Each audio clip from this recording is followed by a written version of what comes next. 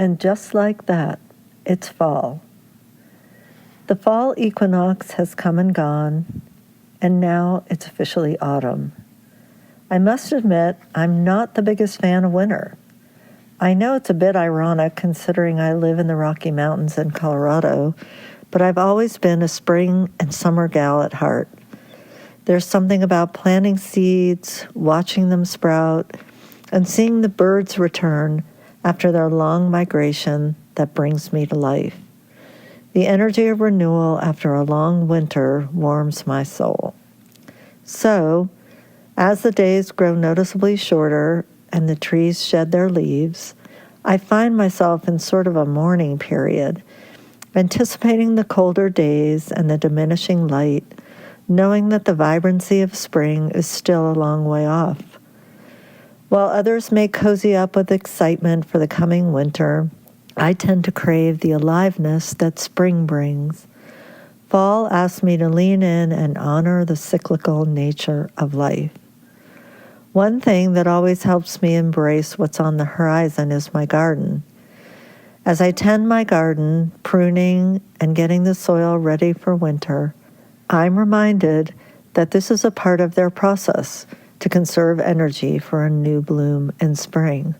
It's their way of entering a period of rest and renewal. Summer in the mountains is all about movement, long days and nonstop energy with so much to do and experience.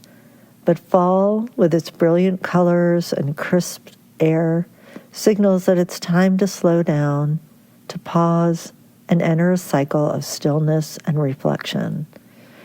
I've noticed that when the world quiets, I can create more space for my own creative process. I'll be honest, my creativity, like the seasons, has its ebbs and flows. Maybe because as a facilitator, I'm often creating in collaboration with my students and clients. It's a beautiful part of my work, but it also means that I need to remember to carve out time to nourish my own creativity. And fall and winter give me that permission. Sometimes, just like the trees, it's about letting go and embracing the quieter cycles, the deep breaths and the moments of stillness, where the seeds of new ideas can rest before they're ready to grow. I'm learning to lean in and trust these rhythms, both in my creative life and my personal life. Life has taught me that rest is not a luxury, it's a necessity. And in this stage of change, I'm making space to honor that. Take some time to honor where you are in your personal and creative cycle. Just as fall leads to winter, followed by spring, the creative process is ever-changing, and each phase brings its own gifts. Here's some visual journal ideas and prompts to harvest your creative wisdom. Where have you experienced creative abundance this year? What ideas, projects, or accomplishments have come to life? It's time to celebrate the progress that you've made. The equinox marked the balance between light and dark as the sun makes its journey south.